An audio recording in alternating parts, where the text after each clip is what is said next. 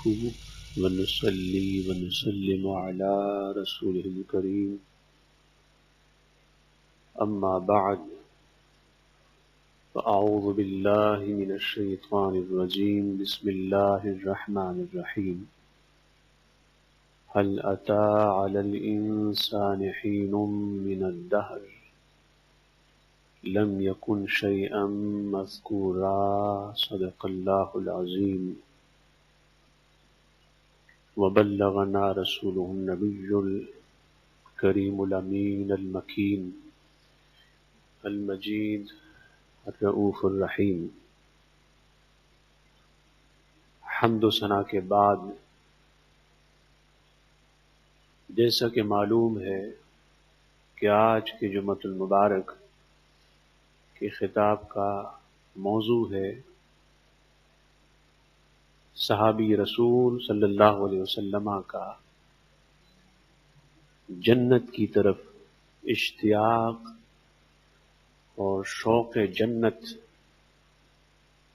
اور ان کی بے مثال وفات اور لاجواب وصال۔ آج کل ہم دنیا میں اور مادیت میں اتنے فنا ہوئے کہ ہم آخرت کو، قبر کو، عذاب قبر کو اور قبر کے سوال و جواب کو اور قیامت کے دن حساب و کتاب کو، دوزخ اور عذاب دوزخ کو بھول گئے۔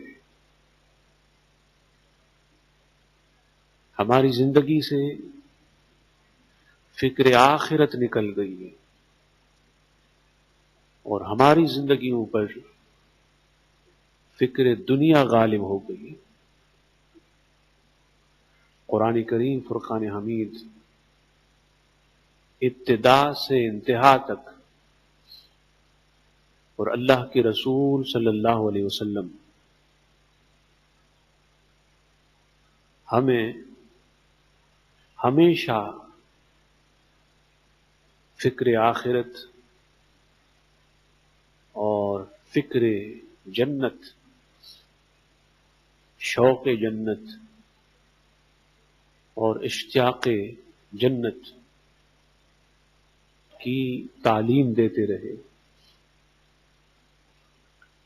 خواجہ خواجگاں، معین عارفاں، معین سالکاں و صادقاں سیدنا معین الدین علیہ رحمت المتین ونور اللہ مرقدہ کی تعلیمات، آپ کے ارشادات، آپ کے افکار اور آپ کے نظریات،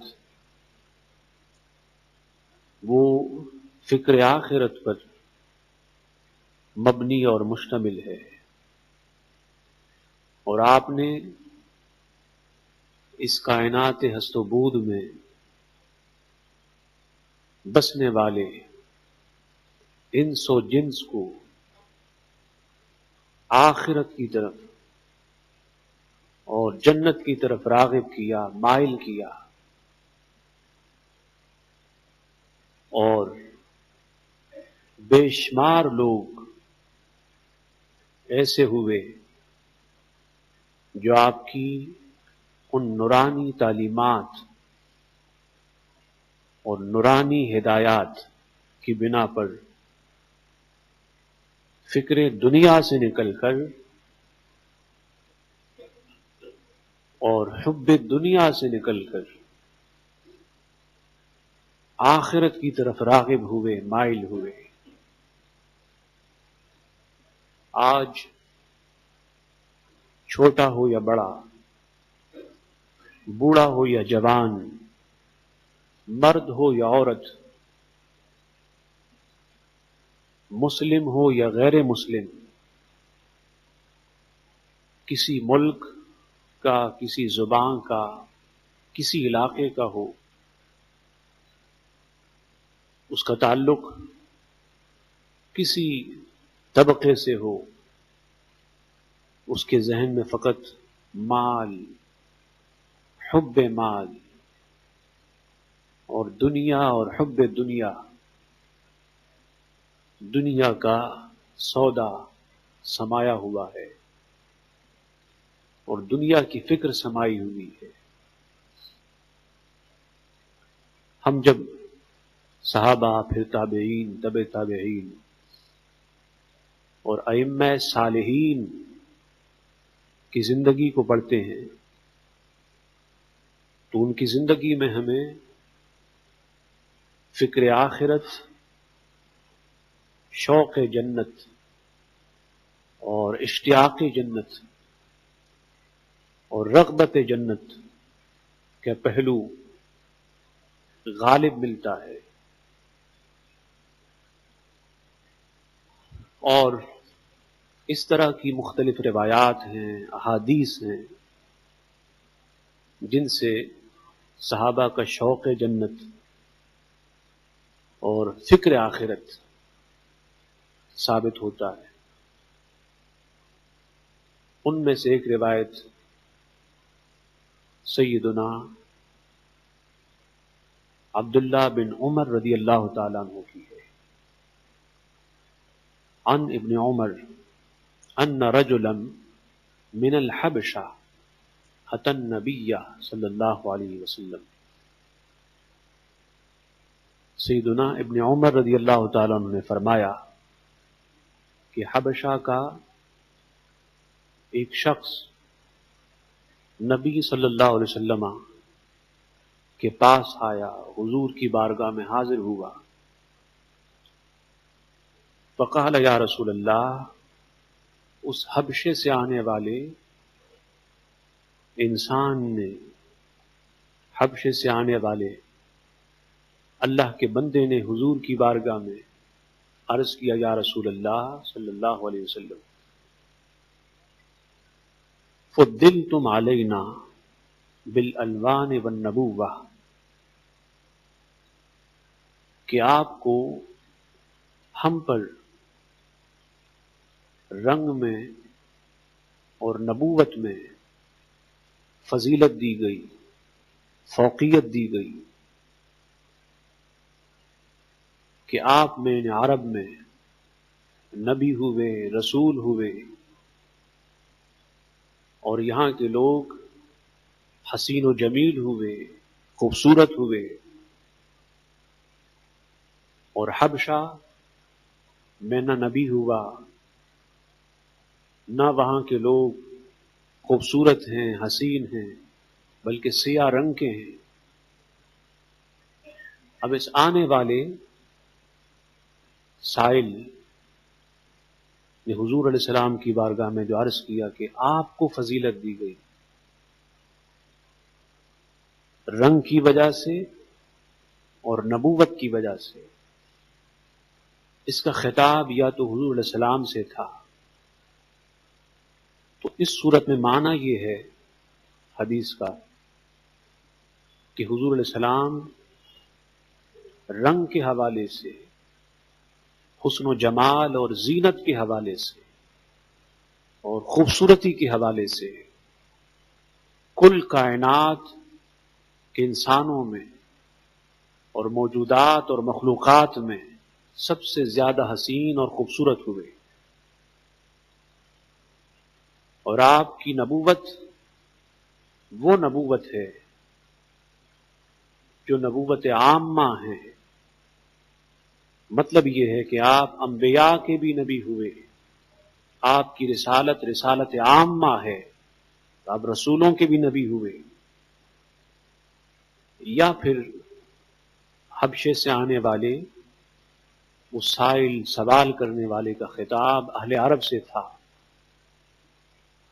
کہ اہل عرب میں حسین و جمیل لوگ ہیں، رنگ ان کا خوبصورت ہے، اس میں آپ جیسے نبی اور رسول بھی ہوئے ہیں، اور حبشہ میں نہ تو رنگ ہے نہ نبوت و رسالت ہے۔ افرأیت ان آمنت بمثل ما آمنت به وعملت بمثل ما عملت به انی لکائن معک فی الجنہ. یا رسول اللہ صلی اللہ علیہ وسلم، آپ مجھے بتائیں کہ اگر میں آپ کی طرح ایمان لاؤں، مومن بن جاؤں، اور آپ کی طرح اچھے کام کروں، نیکیاں کروں، صالح متقی پرہیزگار ہو جاؤں،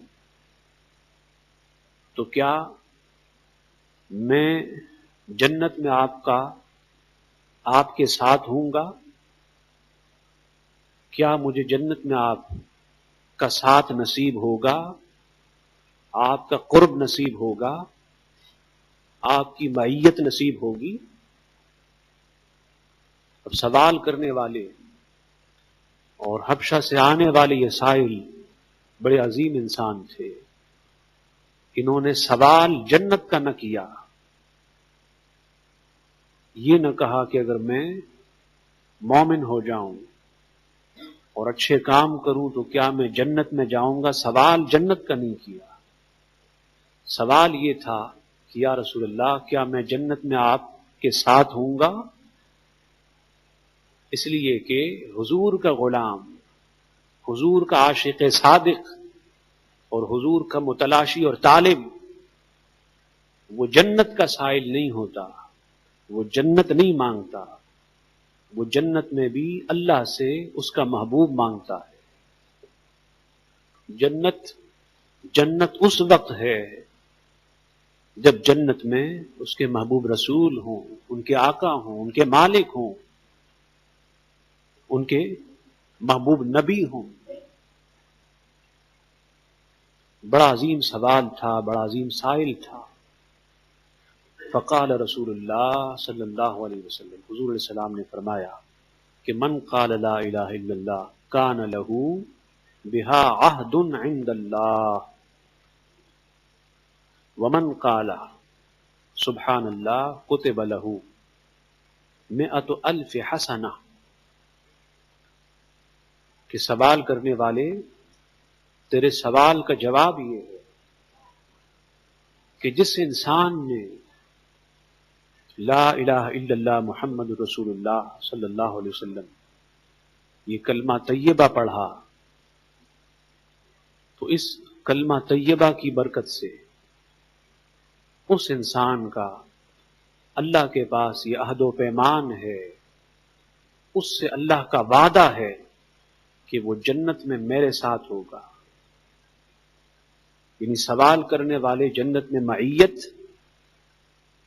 میرا ساتھ ہونا اور قربت، میرا جنت میں قریب ہونا، یہ فقط تیرے لیے نہیں ہے بلکہ قیامت تک آنے والے ہر مومن مخلص مسلمان کے لیے ہے. اس کے بعد حضور نے فرمایا کہ جس نے سبحان اللہ پڑھا، سبحان اللہ، تو اس کے نام اعمال میں 1,00,000 نیکیاں لکھی جائیں گی. فقط 2 لفظ ہیں، سبحان اور اللہ، اور نیکیاں 1,00,000 ہیں. یہ بھی حضور کے عشق کا فیضان ہے. جب عشق دل میں اترتا ہے اور حضور کی محبت دل میں اترتی ہے تو پھر عمل تھوڑا سا ہوتا ہے لیکن ثواب زیادہ ہوتا ہے. فقال رجل لا تہلک من بعد. یا رسول اللہ صلی اللہ علیہ وسلم، اس کے بعد لوگ ہلاک نہیں ہوں گے، جہنم میں نہیں جائیں گے، اتنا بڑا عظیم فضل جو ہوا. یا پھر مقصد یہ تھا کہ اتنے عظیم احسان کے بعد لوگ جہنم میں کس طرح جائیں گے. فقال النبی صلی اللہ علیہ وسلم، اللہ کے رسول صلی اللہ علیہ وسلم نے فرمایا والذی نفسی بیدہ ان الرجل لیجیء یوم القیامہ بعمل لو وضع علی جبل لاسقلہ. کہ ایک شخص قیامت کے دن آئے گا اور اس کے پاس اتنی نیکیاں ہوں گی، اتنے اچھے اعمال ہوں گے کہ اگر اس کے وہ اچھے اعمال پہاڑ پہ رکھے جائیں تو پہاڑ بھی بوجھل ہو جائے اور پہاڑ بھی ان نیکیوں کو اٹھا نہ سکے۔ فَتَقُومُ النِّعْمَةُ مِن نَعِمِ اللَّهِ، تو جب اس کے وہ اعمال آئیں گے، اس کی وہ نیکیاں آئیں گی، تو اس وقت پھر اللہ کی نعمتوں میں سے ایک نعمت اٹھے گی۔ فَتَكَادُ تَسْتَنْفِدُ ذَلِكَ كُلَّهُ، تو اللہ کی وہ ایک نعمت ان تمام نیکیوں پر اور ان تمام اعمال صالحہ پر بھاری ہو جائے گی، اور اللہ کی اس ایک نعمت کے سامنے اس کے سارے اعمال ہیچ ہوں گے، اس کے سارے اعمال بے وزن ہوں گے۔ پھر حضور علیہ السلام نے فرمایا فلولا، اگر اللہ کا فضل نہ ہوتا، اللہ کا احسان نہ ہوتا، تو فقط اپنی نیکیوں کی وجہ سے، اپنے اعمال کی وجہ سے کوئی بھی جنت میں داخل نہ ہوتا۔ بتانا یہ ہے، مقصود یہ ہے کہ جنت میں جانے کا سبب انسان کے اعمال نہیں ہے، انسان کی اچھائیاں نہیں ہیں، اس کی بھلائیاں نہیں ہیں، اس کی نیکیاں نہیں ہیں۔ جنت میں جانے کا سبب فقط اللہ کا فضل ہے، اللہ کی رحمت ہے، اللہ کا احسان ہے اور اللہ کا انعام ہے۔ اس لیے نیکیاں کرنے والے اپنی نیکیوں پہ نازا نہ ہوں، نیکیاں کرنے والے اپنی نیکیوں پر اور اعمال صالحہ پر مغرور اور متکبر نہ ہوں، کہ اگر اللہ کی ایک نعمت تمہاری نیکیوں کے سامنے آ جائے تو تمہاری ساری نیکیاں ہیچ ہو جائیں، اس نعمت کے سامنے بے وزن اور بے وقت ہو جائیں اور بے حیثیت ہو جائیں۔ اس گفتگو کے بعد پھر حضور علیہ السلام نے سورہ دہر کی آیت پڑھی، هل اتى على الانسان حين من الدهر لم يكن شيئا مذكورا، الى قوله تعالی ورأيت ثم رأيت نعيما وملكا كبيرا۔ یہ آیت حضور علیہ السلام نے پڑھی سورہ دہر کی، اس میں اللہ تعالیٰ کی نعمتوں کا بیان ہے، جنت کی نعمتوں کا بیان ہے، وہاں کی آسائشوں کا بیان ہے، وہاں کی سہولیات کا بیان ہے۔ فقال الحبشی یا رسول اللہ صلی اللہ علیہ وسلم هل ترى عینی فی الجنہ مثل ما ترى عینک، اے اللہ کے رسول صلی اللہ علیہ وسلم، کہ جس طرح آپ کی آنکھیں جنت کی نعمتوں کو دیکھ رہی ہیں اور جنت کو دیکھ رہی ہیں، تو کیا اس طرح میری آنکھیں بھی جنت کی ان نعمتوں کو دیکھ سکتی ہیں؟ میں بھی اپنی آنکھوں سے جنت کی ان نعمتوں کو دیکھ سکتا ہوں، جس کا تذکرہ اللہ پاک نے اور آپ نے سورہ دہر میں کیا ہے، اس کی پوری تفصیل آئی ہے سورہ دہر میں۔ فقال النبی صلی اللہ علیہ وسلم نعم، حضور نے فرمایا ہاں، اس لیے کہ جس آنکھ میں میرا عشق ہو، جس آنکھ میں میری محبت کا سرما ہو، وہ آنکھ ہوتی دنیا میں ہے لیکن دیکھتی جنت کو ہے، وہ انسان ہوتا دنیا میں ہے لیکن اس کے سامنے جنت کے حسین نظارے ہوتے ہیں، حوروں کے حسین نظارے ہوتے ہیں۔ عزیزان محترم، عشق کا سرما بڑا عظیم سرما ہے، محبت کا سرما بڑا عظیم سرما ہے، جو لگا لیتا ہے اس کے سامنے پھر ہر وقت محبوب کا حسین جمال ہوتا ہے، حسین نظارے ہوتے ہیں۔ حضور علیہ السلام نے فرمایا ہاں نعم، جس طرح میری آنکھیں دیکھتی ہیں جنت کو، جنت کی نعمتوں کو، ویسے تیری آنکھ بھی دیکھ سکتی ہے۔ فبکا، اس حبشہ سے آنے والے سائل نے، اس حبشے سے آنے والے عاشق نوجوان نے جب یہ سنا تو رونے لگا، رونے لگا، حتی فادت نفسہ، روتا رہا یہاں تک کہ اس کی روح نکل گئی، اس کی روح نکل گئی. اور جب روح نکلی ہوگی تو حضور علیہ السلام کے نام کا فیض آیا ہوگا. حضور نے فرمایا ہاں تو بھی دیکھ سکتا ہے. یہاں روح نکلی ہوگی، وہاں جنت کی نعمتیں سامنے ہوں گی، وہاں حوران جنت اس کے سامنے ہوں گی. روح نکلنے کے بعد پھر مقام یہ ہوا، قال ابن عمر رضی اللہ تعالیٰ عنہ فانا رأیت رسول اللہ صلی اللہ علیہ وسلم یدلی فی حفرتہ. فرماتے ہیں کہ میں نے اپنی آنکھوں سے دیکھا، اپنی نگاہوں سے دیکھا کہ حضور علیہ السلام اس حبشے سے آنے والے سائل، اس نوجوان، اس صحابی اور اس انسان کو اپنے مبارک ہاتھوں سے قبر میں اتار رہے تھے. اپنے مبارک ہاتھوں سے قبر میں اتار رہے تھے. اس لیے میں نے بتایا کہ یہ لاجواب موت ہے، لاجواب وصال ہے، لاجواب وفات ہے کہ جن کے بارے میں قبر میں ملائک پوچھیں گے، سوال کریں گے ما کنت تقول فی حق ھذا الرجل محمد صلی اللہ علیہ وسلم. اس عظیم شخصیت کے بارے میں کیا کہتا تھا، جن کے بارے میں قبر میں سوال ہوگا. کمال یہ ہے کہ وہی خود قبر میں اتار رہے ہیں، قبر میں اتارنے والے وہ خود ہیں. اور میرا وجدان کہتا ہے کہ ملائک بھی سوچ رہے ہوں گے کہ ان سے کیا پوچھنا ہے، ان کو تو محبوب نے خود قبر میں اتارا ہے.